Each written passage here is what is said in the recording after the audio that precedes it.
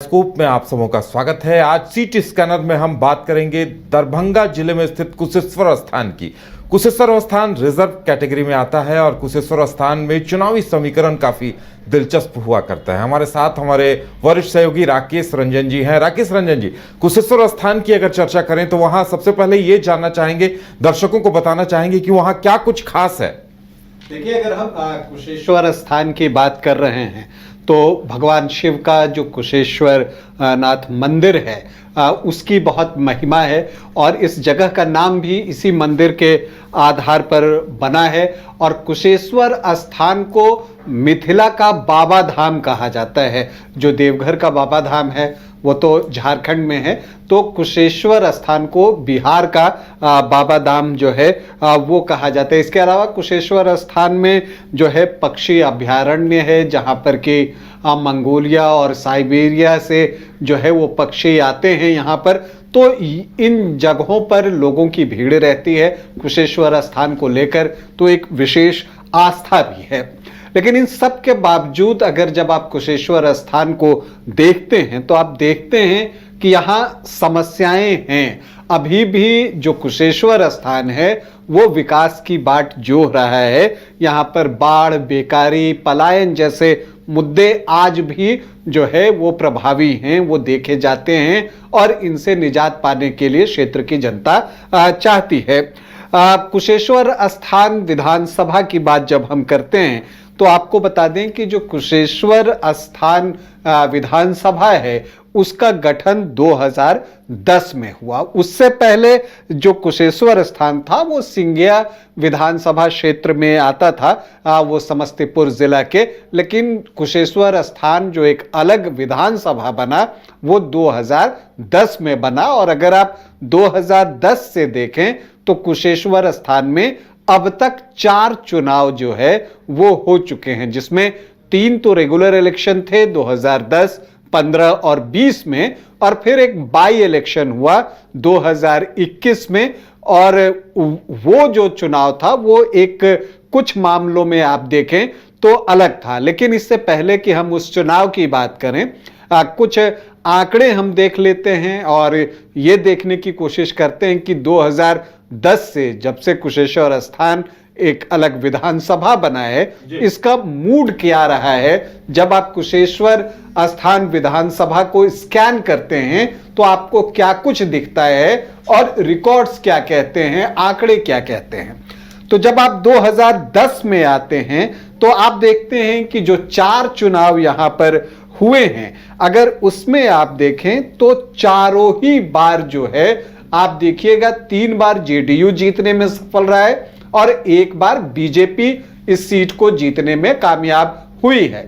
लेकिन जो 2015 का चुनाव था, जब आप इसे एनडीए और महागठबंधन में बांट कर देखें तो 3 एनडीए के फेवर में दिखेगा।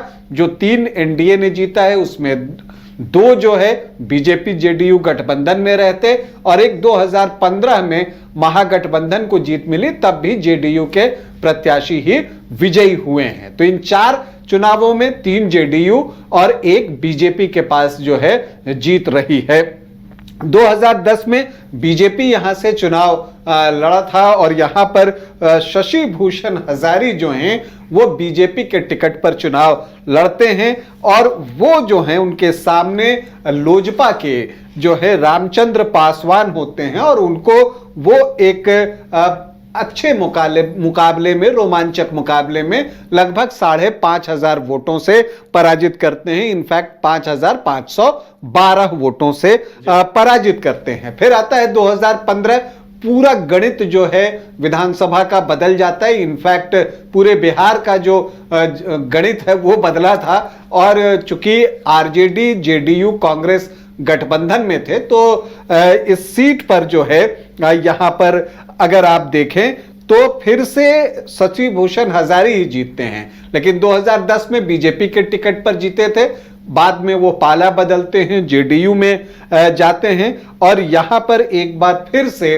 वो एलजेपी के धनंजय कुमार मतलब कि मृणाल पासवान को पराजित करते हैं। लेकिन चूंकि यहां पर जेडीयू, आरजेडी और कांग्रेस की एक संयुक्त शक्ति लगी थी, तो जो मार्जिन था वो बढ़कर 19,850 वोटों का हो जाता है। फिर से 2020 में शशि भूषण हजारी को ही टिकट देती है जेडीयू, और फिर वो चुनाव लड़ते हैं। और इस बार जो है उनके सामने कांग्रेस के अशोक कुमार थे, और उनको उन्होंने जो है 7,222 वोटों से पराजित किया। ये 2020 की बात है, और तब एलजेपी ने भी अपना कैंडिडेट दे दिया था। पूनम कुमारी चुनाव लड़ रही थी 2020 में। जहां जहां भी जो है जेडीयू चुनाव लड़ा, एनजेपी ने ज्यादा जगहों पर जो है अपने उम्मीदवार उतार दिए थे, और यहां पर एलजेपी की पूनम कुमारी 13,362 वोट लाने में कामयाब होती हैं। तो लगभग जो है 0.25% के वोट उनके पास जाता है। लेकिन इसके बाद शशि भूषण हजारी का एक बीमारी के बाद देहांत हो जाता है, और फिर बाई इलेक्शन की बारी आती है, जो कि 2021 में हुआ था। और ये बाई इलेक्शन जो है एक तरह से महागठबंधन की तरफ से एक नए प्रयोग की शुरुआत हुई है।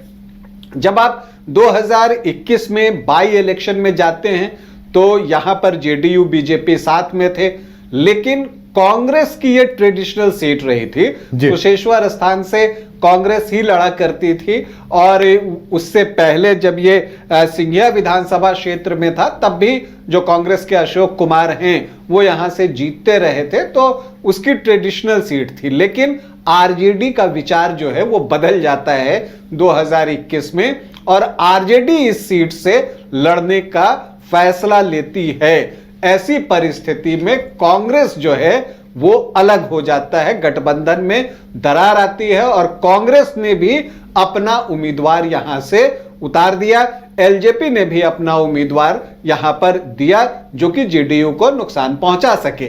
तो उस लिहाज से हुआ। लेकिन जब आप इस चुनाव को देखते हैं, तब जाकर इस क्षेत्र में क्या पकड़ है नीतीश कुमार की, यह समझ में आता है। देखिए, उस समय अगर आप बात कीजिए तो जो विधायक थे शशि भूषण हजारी, उनका देहांत हुआ था। उनके कुछ कार्यों से लोग संतुष्ट नहीं थे, लेकिन एक सिंपैथी वेव भी था। उनके बेटे अमन भूषण हजारी को जेडीयू ने टिकट दिया था। तमाम मंत्री जो हैं वो वहां कैंप कर रहे थे, वहां चुनाव प्रचार कर रहे थे। नीतीश कुमार की सभा हुई तो सामने से भी कमजोरी कहीं नहीं थी। लालू प्रसाद यादव भी यहां सभा करने जाते हैं, तेजस्वी यादव भी यहां पर सभा करते ही हैं नेचुरली। तो आरजेडी भी अपना पूरा ताकत लगाती है। हुआ क्या था कि यहां पर आरजेडी ने जो है गणेश भारती को जो है वो यहां पर चुनावी मैदान में उतारा। तो यहां पर एक नया कॉम्बिनेशन बनाने की कोशिश जो है वो आरजेडी के द्वारा हुई, और आपने उस बाई इलेक्शन में बाद में लोकसभा में भी देखा होगा कि आरजेडी ने इसके बाद से ही, इस चुनाव के बाद से ही एक स्ट्रैटेजी अपनाई कि उनका जो अपना कोर वोट है एमवाई का, उसके अतिरिक्त वो किसी ऐसी जाति को वोट करेंगे, टिकट देंगे जो कि एनडीए को वोट करता आया है। तो इससे जो है उनको वो वोट कटेगा, तो एनडीए की स्थिति कमजोर होगी। हमने लोकसभा चुनाव में भी ये चीजें देखी। तो यही प्रयास यहां पर किया गया था। लेकिन चूंकि नीतीश कुमार का चेहरा इस क्षेत्र में जो है वो इतना लोकप्रिय है, अगर आप कह लीजिए, उसका परिणाम देखने को मिला। यहां पर जो आप देखिए गणेश भारती के जो जाति, जो समुदाय है, उसमें जो महिलाएं थी खास करके, उन्होंने इतने के बावजूद भी जो है वो नीतीश कुमार को ही वोट किया। और नीतीश कुमार का जो वादा आश्वासन हुआ उस पर लोगों ने विश्वास किया। और आप देखिए कि अमन भूषण हजारी जो हैं वो 12,695 वोटों से ये उपचुनाव जीत जाते हैं, जबकि उनके पिता 2020 में 7,000 वोटों से जीते थे। तो परेशानी ज्यादा बड़ी थी, लेकिन जीत उस पिछली बार से बड़ी हुई। तो ये एक चीज जो है महत्वपूर्ण है। और इस क्षेत्र में जो, चूंकि अगर आप देखते हैं जो अति पिछड़ी जाति होती है और जो महादलित होते हैं, वो वोट जो है वो आपको नीतीश कुमार के साथ इंटैक्ट होते हैं। इसके अलावा जीतन राम मांझी ने भी कैंप किया था और वो भी जो है अपनी जाति के बड़े लीडर हैं, तो उसका भी एक इंपैक्ट हुआ। और मैं ऐसा इसलिए कह रहा हूं क्योंकि जब अशोक कुमार लड़े थे तो उनको 34.26% 2020 में आया था, और आरजेडी ने जब समीकरण बदला तो उनको लगभग 2% जो है वो ज्यादा वोट आए। और कांग्रेस की स्थिति यहां पर सबसे खराब रही। वहां से अतिरेक कुमार को उतारा था कांग्रेस ने, अशोक कुमार के बेटे हैं, उनको उतारा था। वो सिर्फ 4.28% वोट, 5,500 वोट के आसपास ही ला पाए, जबकि अंजू देवी जो एलजेपी की थी वो भी 4.29% के पास ही वोट लेकर आ पाई। तो मुकाबला बिल्कुल जो है वो बिल्कुल। अब देखिए यहाँ यादव मुस्लिम जो वोट हैं वही लगभग 25% हो जाता है, तो यानी महागठबंधन को एक बढ़त मिलती हुई दिखाई देती है। ऐसे में वहां के चुनावी समीकरण तो काफी दिलचस्प हैं। यार देखिए, यहां पर आपको देखकर लगता है कि एमओआई इक्वेशन था, और उसमें जो है वो जब आप एससी वर्ग में से महादलित को निकाल कर लेकर आते हैं, उम्मीदवार खड़ा करते हैं जिनकी संख्या इस क्षेत्र में काफी अच्छी है, तब ऐसी परिस्थिति में तो आरजेडी को जीत जाना चाहिए था, लेकिन ऐसा हुआ नहीं। और इसलिए मैं कहता हूं कि इन क्षेत्रों में जो महादलित हैं और जो अति पिछड़ी जाति है उसमें नीतीश कुमार की पकड़ बहुत मजबूत है। देखिए, कुर्मी कोयरी में तो उनकी पकड़ है ही, लेकिन जो अति पिछड़ी जाति और महादलित हैं वहां पर भी उनकी पकड़ है, और वो अभी तक इंटैक्ट है। और ये परिणाम में जो है वो झलका भी। अब जैसा कि आप कह रहे थे, जब जातियों की बात चली है, तो देखिए यहां पर जो अति पिछड़ी जातियां हैं वो सबसे ज्यादा हैं, 24.7%। वो लगभग 24-25% के आसपास हैं। जो सामान्य जाति के वोटर्स हैं वो भी लगभग जो है 16 से 18-20% के आसपास हैं। तो जो अति पिछड़ा का जो 23-24% हुआ और इधर जो है 16-18% होता है, तो यही तो आपको 40-42 के पास लेकर चला जा रहा है, इतने प्रतिशत तक। और वही आप देखिए 45.72% जो वोट है वो अमन भूषण हजारी को आए हैं।